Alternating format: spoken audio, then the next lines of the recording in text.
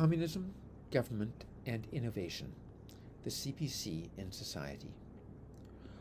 Over 175 years have passed since two political refugees from Germany, living in England, Karl Marx and Fredrich Engels, founded communism.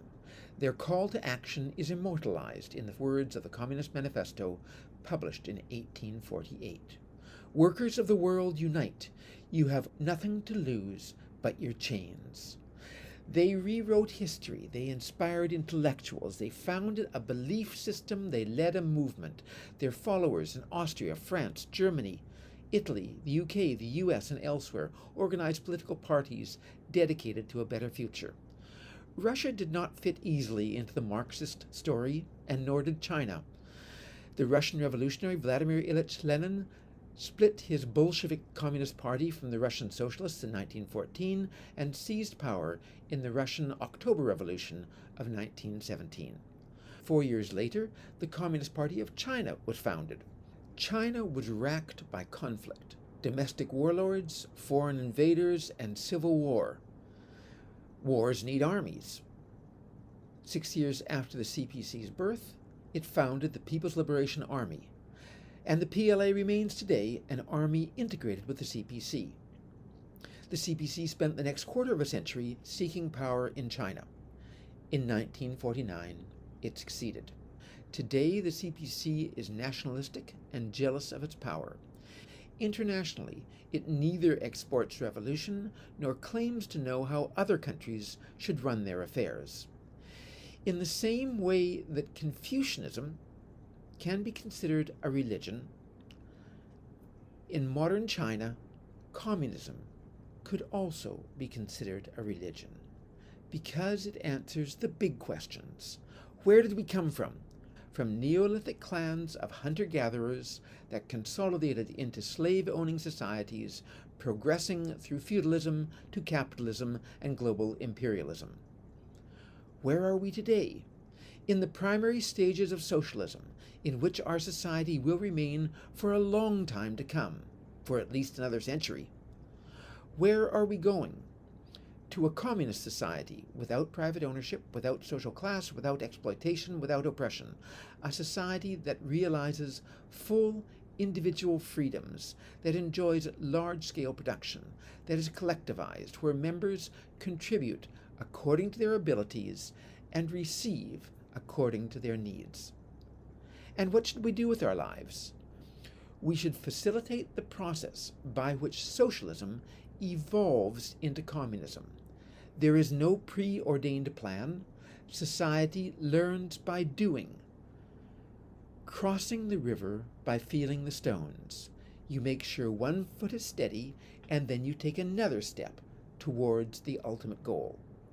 The process is intimately connected with the management of innovation in China. The Constitution of the People's Republic of China vests top government authority in the National People's Congress, the top of the legislative branch, which elects the State Council, the top of the executive branch. The Constitution cedes leadership to the CPC, and for every part of the government, there is a parallel part of the CPC. Individuals in government and the CPC overlap. At the top, almost all leaders are CPC members. Today's CPC has about 90 million members, 8% of the adult population of China. The CPC is self-selecting. Any adult can apply for CPC membership, but the CPC decides whether or not to accept the applicant. The CPC practices democratic centralism. Members debate policy and vote. Once a decision is made, however, all members implement that decision without dissension. CPC authority is vested in CPC congresses. Every 5 years, delegates to the CPC congresses are elected by secret ballot. The Central Committee of the CPC is elected by the CPC Congress. The General Secretary of the Central Committee, currently Xi Jinping, is the highest authority of the CPC. The CPC is disciplined. Its constitution states individual CPC members are subordinate to the CPC organization. The minority is subordinate to the majority. The lower CPC organizations are subordinate to the higher CPC organizations, and all of the constituent organizations and members of the CPC are subordinate to the National People's Congress and the Central Committee of the CPC. The CPC permeates most organizations in China. By the rule of three, if there are 3 or more CPC members in an organization, a government unit, an NGO, a commercial enterprise, etc., the members should form a CPC cell.